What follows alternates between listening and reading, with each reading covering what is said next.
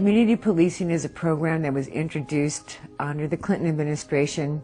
It was authorized and funded under the Violent Crime Act of 1994. Community policing is a theory that individual rights have broke down the moral fiber of society. It's a hodgepodge of every ideology and every religion on the planet, pretty much. There's a piece of everything in there. They're trying to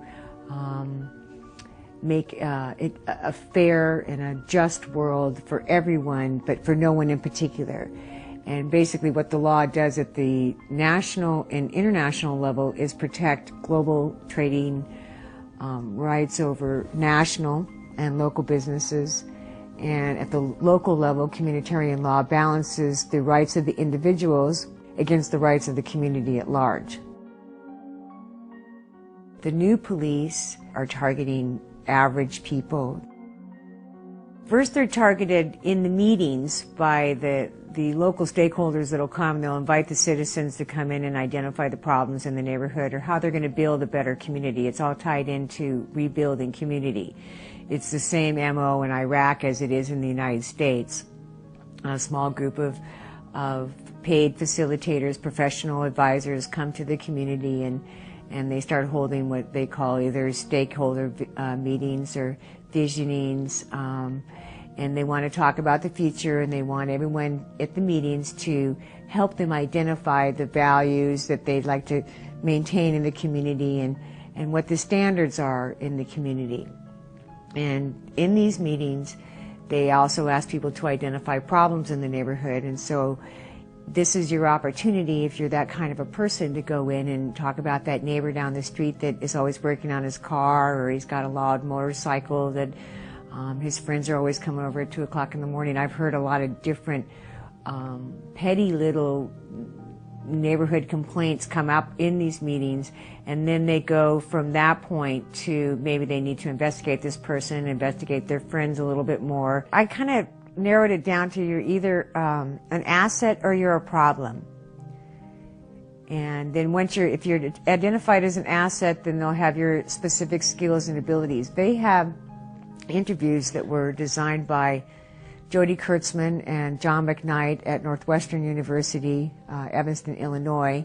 It's an 11-page interview of questions, very in-depth questions, whether you know how to bathe a 6-month-old baby, if you can take care of elderly people, can you cook, can you sew, can you clean, can you vacuum, can you wash windows. It's very detailed. It also has your fraternal and political affiliations, your personal information, your home address, your age, any dreams or desires you might have about starting a business. It's very detailed. That is part of the database. They've got numerous ways of gathering the data. It's been a top priority since the 92 Declaration at Rio came out. You'll have absolutely no private feelings, no private thoughts, no private hopes, no private dreams. The types of information that they want, it just gets more invasive with every program that I see. It was Henry Kissinger who said that power is the greatest aphrodisiac of all. And I believe that this is what motivates these people who work behind the scenes. But there are people who actually give themselves over to the dark side, and they're well rewarded in this life. Between 1994 and 1995, I had one of the most intimidating experiences I've ever known. It was at the time that I was going to release a news story that George Bush Sr. was responsible for the deaths of Gulf War veterans and the transfer of biologicals and chemicals to Iraq during the 1980s. And prior to doing that, I had notified his office that we were going to be releasing this information. I was working alone in my office in my home in Houston, Texas, at about midday when everybody was at work, and lo and behold, my office began to shake. It was shaking so violently I almost had the fax machine drop the phone off of it. I couldn't imagine what was taking place, so I went out on a balcony right alongside the office. Looking up, I saw the biggest helicopter, the closest helicopter I have ever seen, hovering over the house. I called a friend of mine who knew that I was going to be doing this, going to be releasing this information, and I said, "What do I do?" And he said, well, I would get out of the house. So I went downstairs with my keys and went to open the door to the garage. And lo and behold, as I opened the garage door to back out, there was a Crown Victoria with its rear end up against my car. So there was no way that I could leave at that point. I went back upstairs. I called him, and he said, well, I think this is simply intimidation. So I learned early on that there are people that don't want information out. There are people that are not happy about people that do speak out. But I decided that fear was not going to control my life, and I've continued to tell the truth as I know it since that time.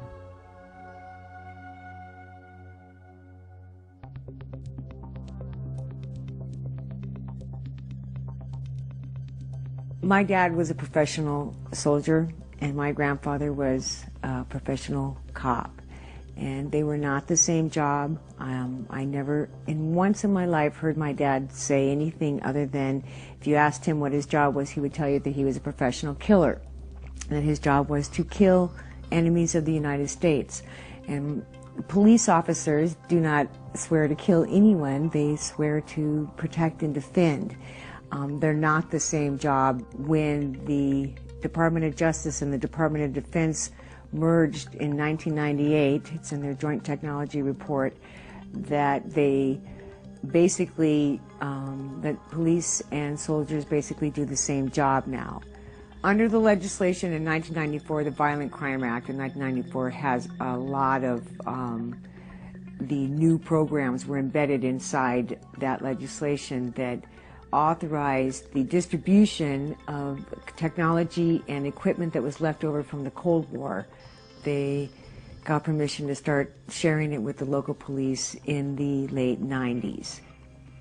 The American police are working in two joint programs, one with former KGB agents and Israeli Mossad. They're going back and forth to Israel. JINSA's sponsoring some of the trips. They're calling Israel the Harvard of anti-terrorism and training American police how to assassinate potential terrorists by shooting them in the head rather than in the chest, as American cops were formerly trained.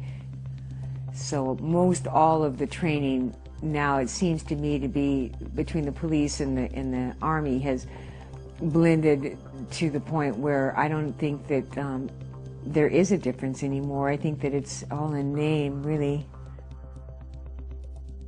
Interestingly enough, it's probably the military people that understand the dangers of posse comitatus more than anyone else.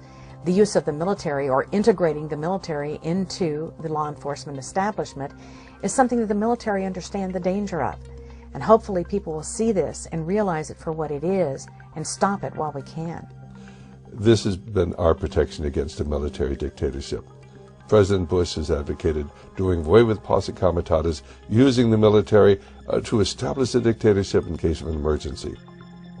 What's even more significant is the leaders of the Pentagon are totally against this, saying, we are not trained for police action, we're trained for combat. We would have to change our training. The military, this is not the function of the military. But President Bush wants the ability and the power to establish a military dictatorship. We are absolutely violating our own laws on posse comitatus, because the federalized military is not, I say again, is not authorized under posse comitatus to do civilian police work. But we're doing it. And we're doing it in a way that says, oh, well, we must, because that's the only way we'll get the job done right now. But no one in Congress has raised a hand and said, should we authorize that? Should we allow that? Is that the direction that this country is going? That we're going to have martial law because of a hurricane?